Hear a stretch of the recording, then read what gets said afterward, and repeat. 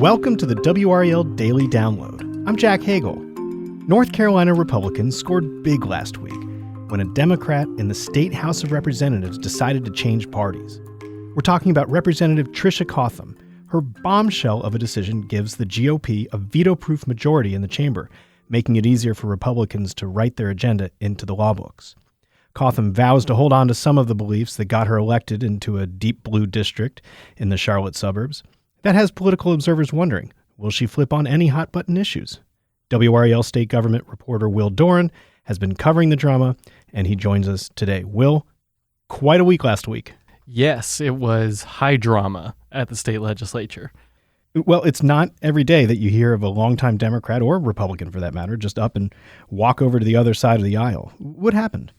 No, it's not even every year. I mean, this has barely happened at all in the last couple decades of state politics. I mean, this is incredibly rare. And, she quite literally crossed over to the other side. We watched her, pick up her things from her desk, on the Democratic side of the aisle and, walk them over to the Republican side, changed seats, Well, why don't you break down what happened on that day? News broke of this and describe the energy in the State House.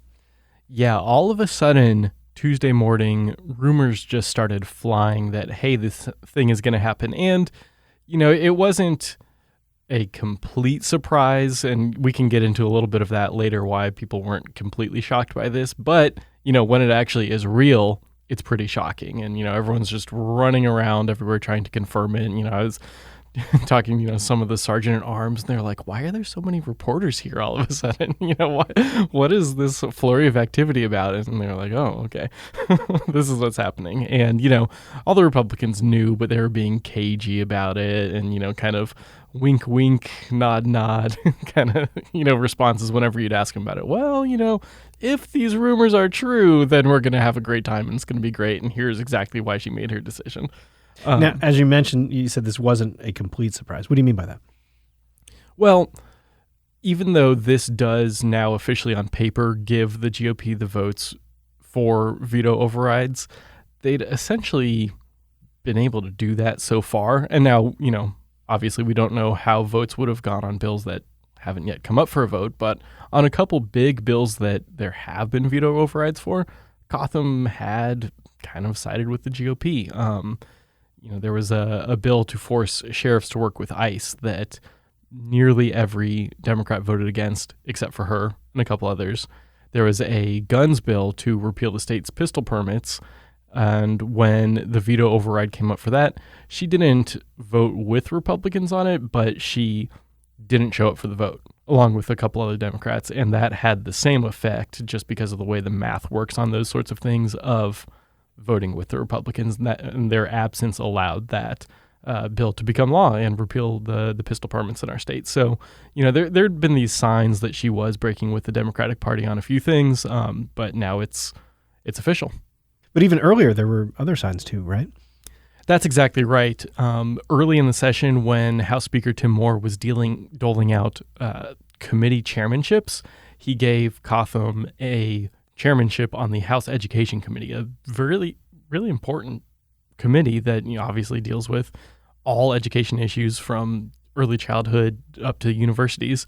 And it's really rare for a Democrat to get that sort of power in the Republican-controlled legislature. And that led people, even before any big votes started happening, to kind of say, hey, there's something going on here. And obviously everyone knew that Republicans needed to flip Democrats if they wanted to override any vetoes. And that kind of, was the initial sign that people had of, here's maybe one of the people that they're going to be targeting for that. So what does this really mean for Republicans and for Democrats? I mean, Republicans obviously have their supermajority, but it's more complicated than that, right? Yeah, like we said, they had sort of had a functional supermajority already, but this really gives them a lot more confidence, especially on some things that were, a little dicier, and really has just energized a lot of Republicans that I've talked to, both politicians and also, lobbyists, activists, advocates, people like that. They're really excited about this, really like, okay, we've got our supermajorities now. Like, let's go, let's do this. Because, they haven't had this since that 2018 blue wave election when Democrats kind of swept some Republicans out, especially in the suburbs. And, here's a suburban Charlotte seat that Republicans have now won back. So, they're excited about that. And, Democrats, obviously, they're trying to hold their head up high about this, but, it's hard to spin it as anything but, pretty bad news for the party. Well, let's take a quick break. And when we come back, we'll talk about where Cotham stands on the issues and whether that'll create any problems with her new party. Stick around.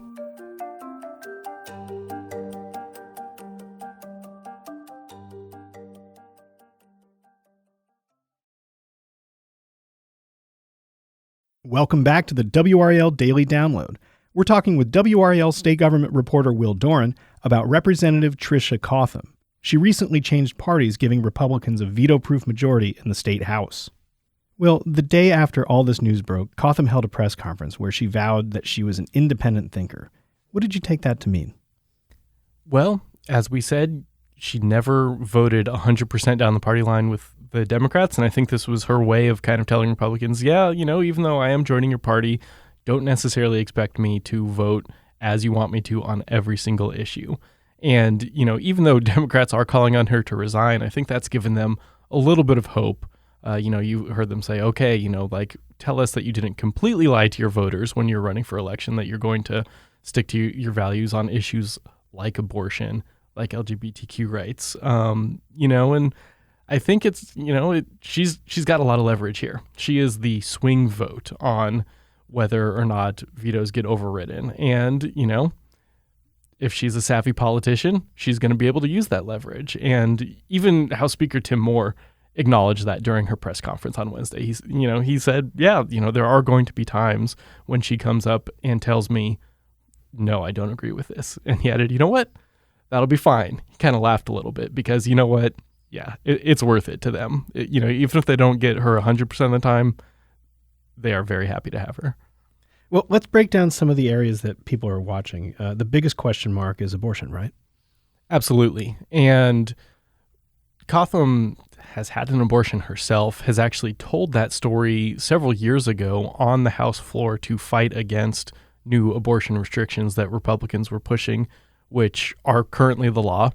And she, just a couple months ago, co-sponsored a bill to codify Roe v. Wade and those protections into law in the state. That would actually expand the abortion protections that we have in North Carolina right now. But when we asked her, would you be willing to back, now that you're a Republican, a GOP-backed abortion restriction bill, she wouldn't comment on that, which, any Democrat would, of course, say, no, I'm not going to do that. So that gave Democrats a little bit of pause that she wouldn't say, she's saying I'm an independent thinker, but she's not saying exactly what. And so that leaves this huge question mark on abortion. We're just going to have to wait and see. But I should note, we're also in the middle of all of this doing the state budget. And there was a vote Thursday in the House on some amendments. Democrats had proposed an amendment to strip out the millions of dollars in funding for religious groups that are anti-abortion pregnancy crisis centers that the budget funds, and Cotham shot that amendment down along with every other Republican. So there was, at least one early vote. She's also been a big champion of LGBTQ rights. Do you think she'll continue to be? Again, another big question and another no comment from newly Republican Representative Tricia Cotham. The same day that she changed parties, Republicans filed, I think it was 4 or 5 different bills, all kind of aimed at a different sort of anti-transgender issue, ranging from, athletes in sports to, how doctors can issue treatments, things like that. We asked her. Our colleague Travis Fain went up to her and said, hey, have you seen all these bills? What do you think? And she said, no comment.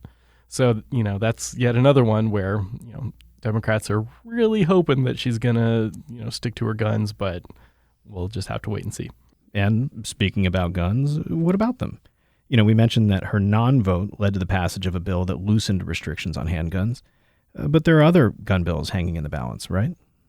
Yes, there are several, and this is probably one of the areas where you are going to see her, more solidly vote with Republicans. She went on Fox News after this all broke and, kind of talked about how she didn't like Democrats called her an ammosexual. So, so yeah, we're probably expecting to see her vote with the GOP a lot on gun bills. And there's several more that are out there. There's a bill that would let employees and volunteers for private schools to bring guns onto campus, including into the classroom for teachers. There's a bill, a really sweeping bill that would basically get rid of all of the rules that we have for concealed carry permits and just say anyone who's 18 and who can have a gun can carry it concealed in public. They don't need to pass any of the tests that we have. They don't need to pass a background check. Supporters call that constitutional carry.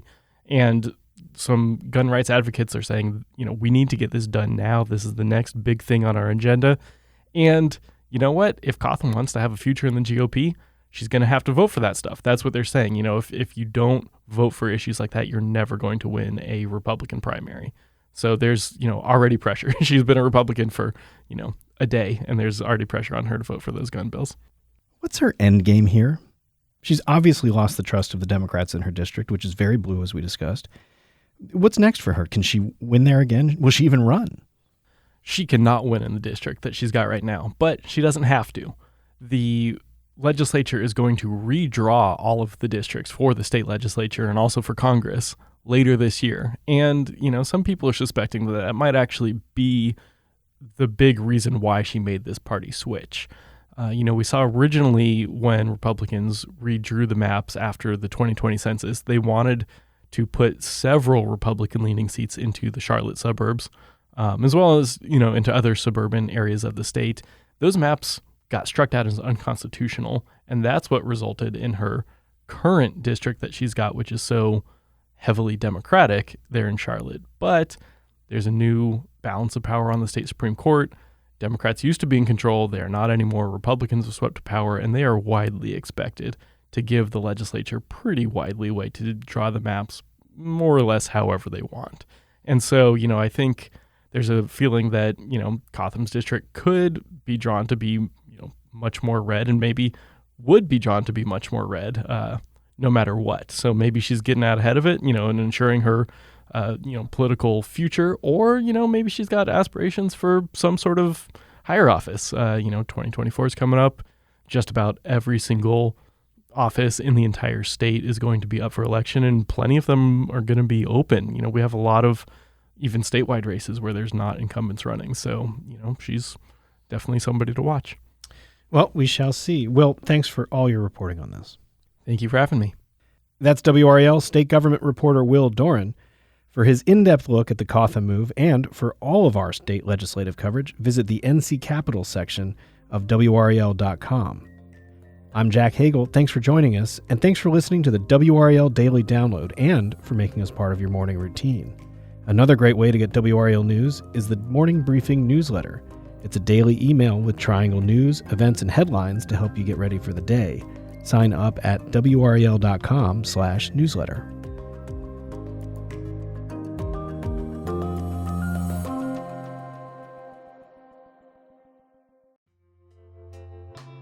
Leave a comment and share this video with your friends. With daily uploads, there will always be a conversation.